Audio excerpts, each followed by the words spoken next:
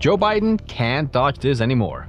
Let's analyze it. For years, the Bidens have been trying to keep you from listening to these tapes. Why? They're pretty bad. After years of claiming he never kept classified material, the Biden tapes from the Hur investigation are finally out, and they completely changed the story he tried to sell. And today, we're telling you all about it. So if you believe truth isn't partisan, hit the subscribe button and let's jump right into it. We just got our hands on the Biden tapes, and now we know the truth. Over 70 hours of unfiltered, raw recordings between Joe and his ghostwriter were just made public by the DOJ. For years, the Bidens have been trying to keep you from listening to these tapes. The Bidens and the Democrats paid lawyers a small fortune to bury them. Why? They're pretty bad. I'm in Munich, but after Angela Merkel, president's working lunch with, hang on a second. It's confusing me. I was going to ask you something else. Oh gosh, I can't think what it is. This wasn't when Biden was president. These tapes are 10 years old. Now, these are some of the recordings Garland refused to release after the Hur report came out, arguing that the transcript had already been made public, saying it served little purpose. The tapes were ultimately obtained by the Oversight Project, an arm of the Heritage Foundation, after, quote, more than 2 years of litigation. Now, to be clear, the full recordings run for over 70 hours, but only about 2 hours have been released, along with a 117-page transcript that's heavily redacted because of the amount of classified information Biden was sharing with his ghostwriter. According to the Oversight Project, the redaction codes indicate the conversations involved, quote, CIA, DOD, and other serious national security information.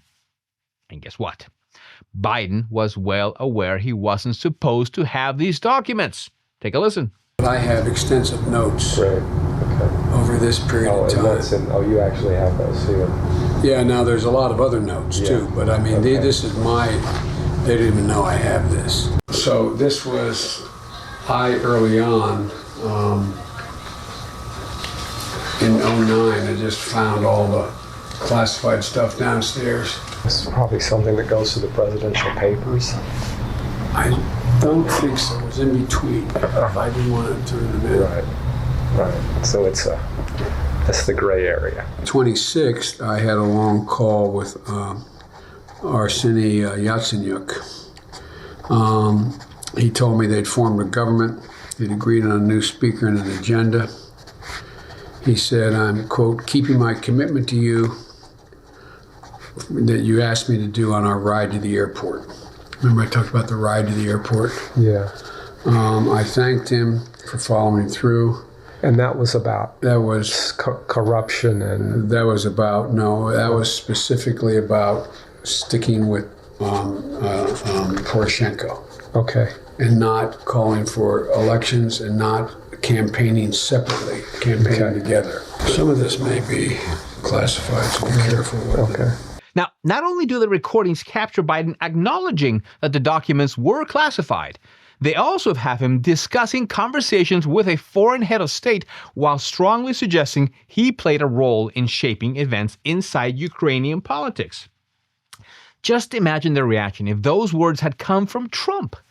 We'd probably still be hearing about impeachment and endless investigations. It also helps explain why Biden's ghostwriter deleted the recordings after Special Counsel Hur was appointed, only for the FBI to later recover them and use them as evidence. But beyond the classified documents, these tapes reinforce one of the biggest conclusions from Hur's report, and Jesse broke it down perfectly. But first, a quick word from today's sponsor. Now, in our last video, we covered Vault Strategic Mining, trading as KNXFF in the US and KNOX in Canada, and how the company was building what could become one of America's most strategic tungsten portfolios. Since then, the story has only accelerated. Now, Vault has expanded its footprint by acquiring 4 historic tungsten assets, anchored by its flagship war bond project in Nevada. The timing couldn't be better. The US remains heavily dependent on foreign tungsten, with roughly 90% of global supply controlled by our adversaries. This goes beyond mining. Tungsten is essential for modern defense, from aircraft carriers and armored vehicles to precision-guided munitions. That's why Washington has made securing domestic critical minerals a national priority. With billions in government support flowing into domestic supply chains, Vault is positioning itself right where that demand meets policy. So, if you want to learn more about them, click the link in the description. Special thanks to Vault Strategic Mining for making today's video possible. Right after Biden was Barack's VP, he tried to write a book, but couldn't remember a thing, not even the names of his own staff. I had the team that said, including the two guys who I think were with me, were, oh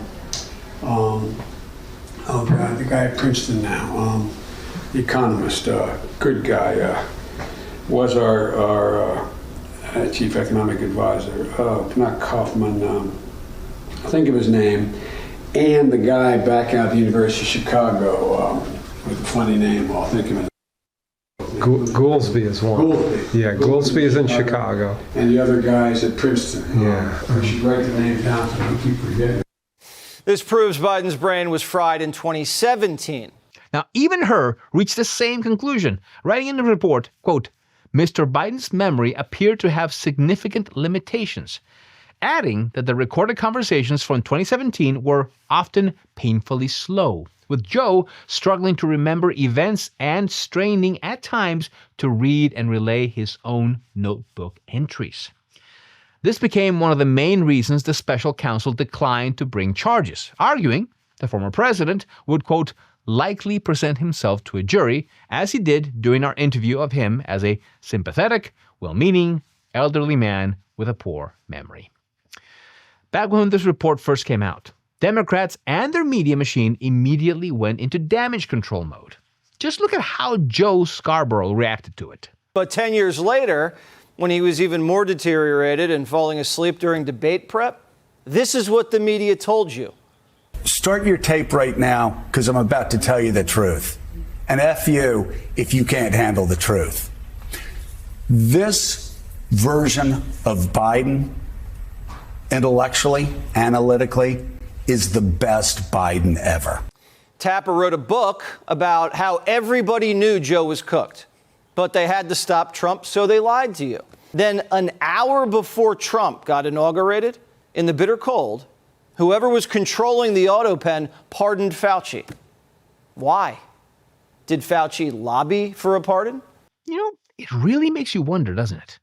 The fact that Scarborough wasn't looking at the camera when he was supposedly telling the truth gave the game away. You'd think that the release of these tapes would be a major story, but the media has barely touched on it. Meanwhile, they'll spend days chasing anonymous sources anytime there's a story that hurts the current administration, even when those claims later fall apart. Simply put, when the facts don't fit the media's preferred narrative, they're quietly ignored. If these recordings had involved Trump, we'd probably see non-stop coverage about it.